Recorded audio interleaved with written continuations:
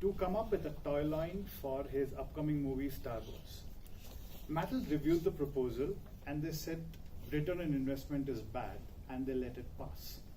Now this series was then picked up by a little known toy maker called Kenner, and within 6 months Mattel was regretting their decision because Kenner started off Star Wars toy line which was making multi-million dollars, and Mattel was left to regret the decision they made.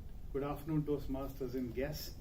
This decision, good evening actually, this decision by Mattel Toys led them to create one of the most iconic toy lines and comic characters. What I'm referring to is called He-Man and the Masters of the Universe. Anybody in the room who are fans of He-Man and the Master of the Universe? All right, you've got some. So, once Mattel realized that they have let a golden goose go off, they wanted to come back and do something which would compete with Kenner's Star Wars. So what they did was they acquired license for this movie called Conan the Barbarian for the toy line, and they started sculpting models of Conan the Barbarian. As they were going through the process, to their horror, they realized that Conan the Barbarian, the first version which came out in 1980s, was going to be an R-rated movie, which basically meant it was going to be an adult movie. And then Mattel was like, how do you make toy line based on Conan the Barbarian, because it is going to be an adult content. Now they had invested time and money into this, and they were competing against Kenner, who had the Star Wars toy line. So they started working through this and started thinking about what is it that they could do different with what they already have, but kind of get people's interest into a new toy line. So they'd gone down the road of creating, sculpting toys which looked like Conan Barbarian because it was bulky, it had like a six-pack and all of that. Then they started realizing at that point of time, the kind of toys which was there was G.I. Joe, Barbie, Hot Wheels. None of them necessarily had a storyline by itself. Star Wars had a movie which backed it.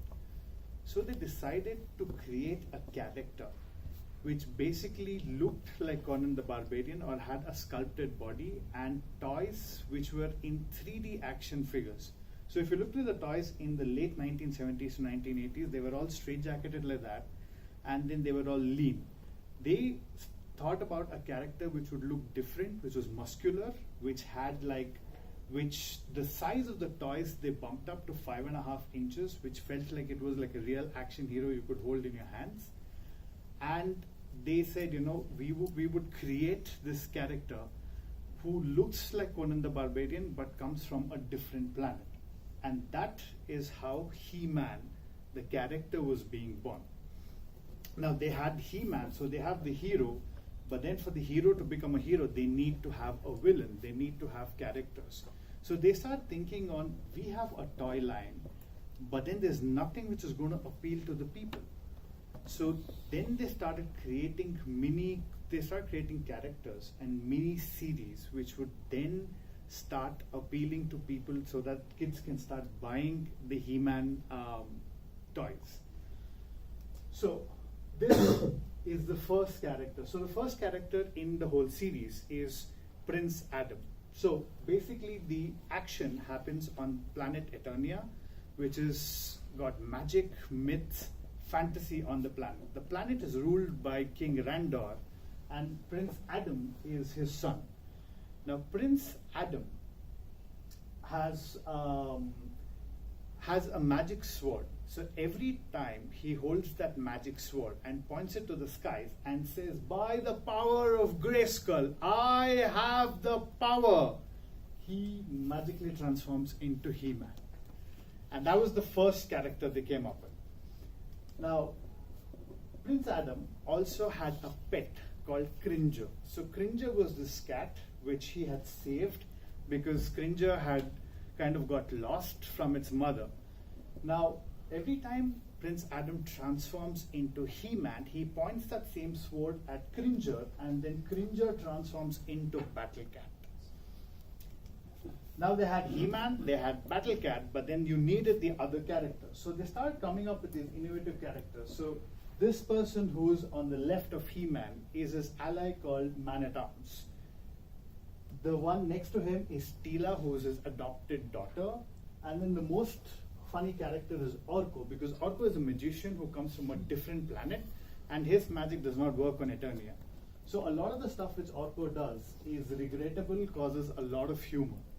And then on the left-hand side, you have Skeletor, who technically was He-Man's uncle, but he got into black magic and dark forces to overthrow his brother, who was King Randor, and he got banished.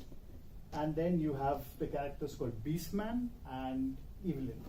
Now what you see at the back there is called Castle Grayskull. Now for the hero and the villain to be able to fight, there has to be a point of conflict.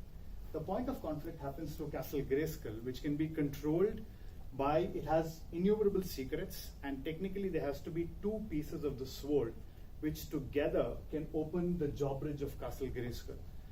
But the beauty of the comics is He-Man has one part of it and Skeletor has the other part of it. So both of them cannot completely capture it, but the whole series goes about fighting for supremacy over Castle Grayskull. What they also intelligently did was try to, so when the animation came out, they were not sure if the parents were going to approve kids of watching something which had a lot of action. So every episode of the animation would end with a moral so that the kids could take home a good value. So with this, they came up with, and this was the first toy line in history which had the toy created first and then mini comics and animation series, which would help them go ahead and market it. So when I look at the amazing story of He-Man, one of the models to learn is we all make choices, and some choices are regrettable.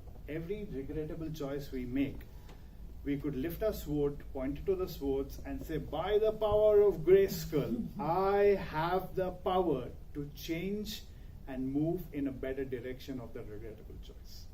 Over to the Toastmaster.